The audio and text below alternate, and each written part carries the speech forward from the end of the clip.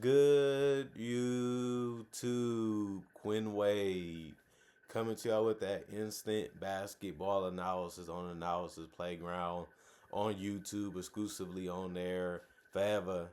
And we're going to talk about how the Phoenix Suns was able to beat the New Orleans Pelicans 115 to 108. The Pelicans are now 8-24 and 5-13 at home. The Suns are 17-13 and 7-8 on the road. The Suns won the first quarter 26-23. In the second quarter 27-25, but they lost the third quarter 32-28. But they won the fourth quarter 34-26. Actually, let's talk more about the Suns. Royce O'Neal, you knew he was out there, but he wasn't out there that long. 25 minutes for him. He made a three and missed the other three, finishing 1 of 3 from the field and 1 of 3 from the 3 point line because that was all his shots. He did also get 2 rebounds and 3 assists with no turnovers and 3 personal fouls and a +1 and plus minus. Uh, as long as he's keeping the ball moving and knocking down threes, you happy with that. Didn't take a lot of threes, didn't take a lot of shots, and didn't play a lot of minutes. But he gave you something when he was out there, especially when it comes to playmaking and rebounding. Dylan Brooks, he was able to score in mid range and was able to knock down the three. 33 minutes for him, 14 points, 5 of 12 from the field, 1 of 7 from three, 3 of 4 from the free throw line, 4 rebounds, 1 assist, 2 turnovers, 2 steals, 3 personal fouls, and a +15 in plus minus for him. Good game of scoring. He just didn't do it efficiently, but somebody had to take the other shots, and he was able to do that in this game. He was able to do some things defensively that you like forcing guys to work hard to be able to create your separation or the first step to be able to get to the lane or to the free throw line. That's what he's out there for, and he did a decent enough job at that. Mark Williams was just feasting. He did hit an elbow jumper. He also got a lot of layups and a lot of dunks around the rim and a lot of alley oops. He finished with 27 minutes. He ended up having 24 points. It was 9 of 13 from the field, 6 of 8 from the free throw line. He had 13 boards, so he had a double double. 2 assists, 3 turnovers, 2 steals, and a block.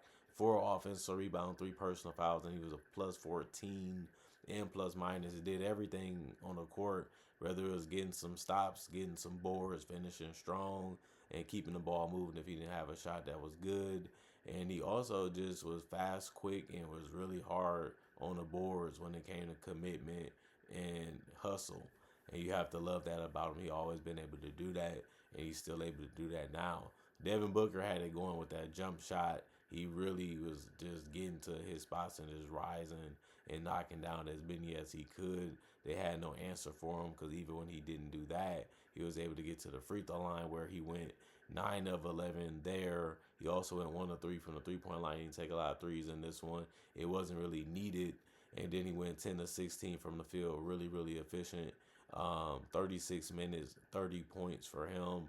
9 rebounds, 5 assists, but he did get 4 turnovers. But he also had 2 steals, 2 offensive rebounds out of the 9, 2 personal fouls, and a +21 and plus minus. I will count this as a dominant game from Devin Booker, especially because the team got the win and a lot of them were just playing off what he was doing and the attention that he was able to gain from the New Orleans Pelicans. Colin Gillespie, 35 minutes, 16 points. He was 6 of 13 from the field, 4 of 9 from three. He was just taking his time, just seeing what the defense was trying to do and taking shots that made sense. After he surveyed what they was trying to do defensively to him. He also had 3 rebounds, 9 assists, 4 turnovers, 1 steal, 1 block, 1 offensive rebound, 3 personal fouls, and a +3 and plus minus. Every starter basically scored in double figures besides Royce O'Neal. Every starter had a rebound or more, assist or more, and they all basically had a steal or more besides Royce O'Neal on that one too. Other than that, Oso Iguodala did a good job finishing around the rim. 21 minutes, 6 points. He was 3 of 3 from the field. He had 5 rebounds, 1 assist, 1 block, 2 offensive rebounds out of the 5, and he almost fouled out in a small amount of minutes with 5 personals. That was the worst part of his night, but he was a -9 and plus minus. Ryan Dunn had the most points off the bench, and he also was tied for the most minutes with Oso. 21 minutes to be exact. 9 points. He also was 4 of 8 from the field, 1 of 4 from three. He had 8 rebounds, 1 assist, 1 turnover, 1 steal, 1 block, 4 offensive rebounds, 3 personal fouls, and a +1 and plus minus. As long as he was scoring and as long as he helped in other areas, you're happy with whatever he gave you, but he gave you a lot. And this one filled up the whole stat sheet. You have to love that. And you have to like the fact that he was competing and trying to make a difference defensively while also really doing a good job of crashing the boards. Flemings, he was able to make some easy shots. He finished 3 of 6 from the field, but he missed all his threes. But he also had 6 points in 10 minutes. He also had 1 rebound, 1 offensive was the only one that it was, and 2 personal fouls and a -3 and plus minus. Everybody off the bench had a rebound or more in this game. Jordan Goodwin, he was able to take some shots. He took the most off the bench, which was 10, but he only went 2 of 10 from the field, and he also went 0 of 7 from three to finish with 4 points in 20 minutes. He also had 2 assists, 3 turnovers, and 2 steals, 1 offensive rebound, 2 personal fouls, and a -4 in plus minus. We did a bad job of scoring the basketball in this one, but a lot of his looks was good. It just wasn't his night to make them, unfortunately for him. But he also did some other things, like got a couple of steals and also got the boards that helped the team out when he wasn't obviously putting the ball in the basket for the good looks that he was having. And then Bouye, 12 points, 3 points, 1 of 6 from the field, 0 of 3 from the 3 point line, 1 of 2 from the free throw line, 2 rebounds, 2 assists, 1 personal foul, 1 offensive rebound, and a -4 in plus minus. He didn't score the ball that great either, but it happens. Like I said, the jump shot comes and goes, and the team would rather you shoot a jump shot than get a layup or a free throw. He was able to get layups and free throws, but it happens that way. Well, I wouldn't say layups and free throws. He just missed a lot of good looks, is what I should say. Other than that, let's talk about the New Orleans Pelicans. Trey Murphy got a lot of dunks in this one, too. He finished with 19 points in 36 minutes. He went 8 of 16 from the field. Really efficient for him tonight. He also was 1 of 3 from the 3 point line, 2 of 3 from the free throw line. He had 3 rebounds, 3 assists, 1 turnover, 4 steals, 4 personal fouls, and 1 offensive rebound. It was a -14. And plus minus, you have to love the fact that he was able to take the good shots that was available and find ways to get open to be able to get them, and doing a good job of putting them in the basket when he did get them also, and also making things happen and pop off with those steals was really good to see. Derek Queen did not score in double figures. He played 20 minutes though and finished with 7 points, but he went 3 of 9 from the field, 0 of 1 from three, even went 1 of 4 from the free throw line. He could not make a basket, it seemed like, in this game. He also had 7 rebounds, 2 assists. Every starter had an assist or more. He also had 3 turnovers and 1 steal, 3 offensive rebounds, and no personal fouls, which was good. But he finished as a -18 and plus minus. Sadiq Bey hit some jumper and got to the basket.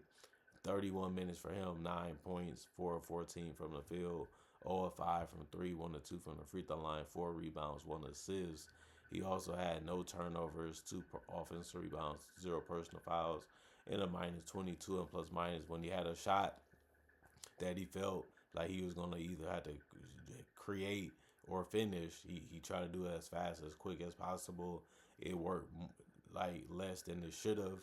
But nights can be like that. No team is really going to give you easy looks or try to give you comfortable looks. They're going to try to make things as frustrating, as difficult as they can. And it ended up working against Sadiq Bey. Bryce, he missed his only shot. He went 0 of 1 from the field, but he still was able to get to the free throw line and go 4 of 6. So he did end up with 4 points in 22 minutes. He also had 1 assist, 2 turnovers, and a steal. And he also had 5 personal fouls, which is way too many. And he didn't foul out, but he also came close to it in a small amount of time. He also was a +10 and plus minus. Jeremiah Fears, 17 minutes. He almost scored in double figures. He got a couple layups to go down. Finished 4 of 7 from the field, 1 of 3 from the free throw line. He did have 3 rebounds, 1 assist, 2 turnovers, and 0 personal fouls, and a -12 and plus minus. He was using that agility to get to the rim as quick and as fast as he could to get high percentage looks, and it ended up working out for him in this one. Zion Williamson, that strong body man, 28 minutes, 20 points, 5 of 10 from the field, 10 of 14 from three. Just did a good job of being strong, fast, quick, and in a hurry, and the team could never adjust or adapt to it. And it worked out for him. He also had 8 rebounds, 6 assists, 2 turnovers in the block, 4 offensive rebounds out of the 8, and 2 personal fouls. It was a 0 and plus minus. Carlo, 9 minutes. He had 3 points, was 1 of 2 shooting from the field. It was a three that he made, and he missed a 2 point field goal, and that's how he got his 3 points. He also had 3 rebounds and 1 steal, 1 offensive rebound, 1 personal foul, and a +4 and plus minus. Easy. You know he's going to get majority of his points near the rim, if not all of them. But he did have 18 minutes played and 7 points, was 3 or 4 from the field. He did go 1 or 2 from the free throw line, had 3 boards, 1 offensive rebound, and 3 personal fouls, and +5 and plus minus. And then Jose Alvarado was able to get to the basket and knock down the three. He also got to the free throw line and went 2 or 2 there, 1 or 4 from three, and 4 or 7 from the field for 11 points in 25 minutes. He also had 2 rebounds, 2 assists, and 3 personal fouls, and was a +15 and plus minus. And then Jordan Poole, he was able to take the most shots off the bench with 18, but he finished 7 of 18 from the field and 2 of 11 from three, and 3 of 6 from the free throw line for 19 points in 31 minutes. So he took, a lot of shots. He was high volume scoring in this one, and if he would have made a couple more, they most likely win this game. But it wasn't the case. He also had 5 boards, 6 assists, 2 turnovers, 4 steals, which is a crazy amount off the bench, and a block. He also had 4 personal fouls and was a -5 and plus minus. And then Micah PV, 3 minutes. He didn't do anything but be a +2 and plus minus. And other than that, they ended up shooting 39 of 88, 44% from the field, while the Suns shot 44 shots and 91 um, total, and also was 48% from the field. So the Suns shot a better percentage, and they also shot 3 more shots than the Pelicans. Also, the Pelicans shot 5 of 25, 20% from three, while the Suns shot 8 of 40, 20% from three. Both teams didn't shoot that great, but they shot the same percentage. The difference was the Suns took more threes, while the Pelicans took less. The Pelicans also shot 42 free throws. That was one of the biggest reasons why they lost this game too, because they shot a ton of them. The problem was they only made 60% of them, while the Suns did 19 of 25 shooting from the free throw line, which is 76%. They also had 38 rebounds. The Suns had 52. They had 22 assists. The Suns had 26. 12 turnovers. The Suns had 17, which means the Pelicans took care of the ball better. 11 steals, 2 more than the Suns, who had 9. 2 steals, the Suns had 9. Well, 2 blocks, the Suns had 4. And then 12 offensive rebounds, the Suns had 16. 26 defensive rebounds, the Suns had 36, which is astonishing. And then 22 personal fouls, the Suns had 27. Like I said, they did shoot way more free throws than the Suns, but it did not matter because they didn't make them at a good enough percentage, and they didn't shoot the ball that great anyway, and they didn't really defend this team that well. They got a lot of layups and a lot of dunks in this game, and if they didn't do it, it was in Devin Booker's hands, and he was knocking down the mid-range anyway, and so did Dylan Brooks or Colin Gillespie. They was able to attack at all angles. They was able to attack in so many ways, and it ended up working enough to keep the Pelicans guessing and off balance to a point where they was able to outscore them and win this game. Comment, like, subscribe, share, the notification bell to get the analysis when it first come out. I also do conversation videos just like this, but about various NBA only topics, and also breakdowns of real footage of legends, current legends, rookies, and other future stars, and also my draft and draft coverage too.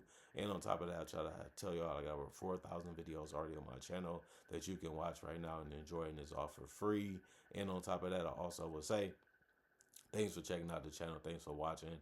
I also try to make videos every single day throughout the day to give y'all something to watch and look forward to when it comes to basketball and NBA content. Not only that, thanks for the love. Thanks for the support. Hope you guys enjoyed your holiday. Hope you all had a good day and got what you wanted. Not only that, also say Y'all stay blessed up. Y'all stay good. Peace. And I'll see y'all later today with more analysis. Hopefully.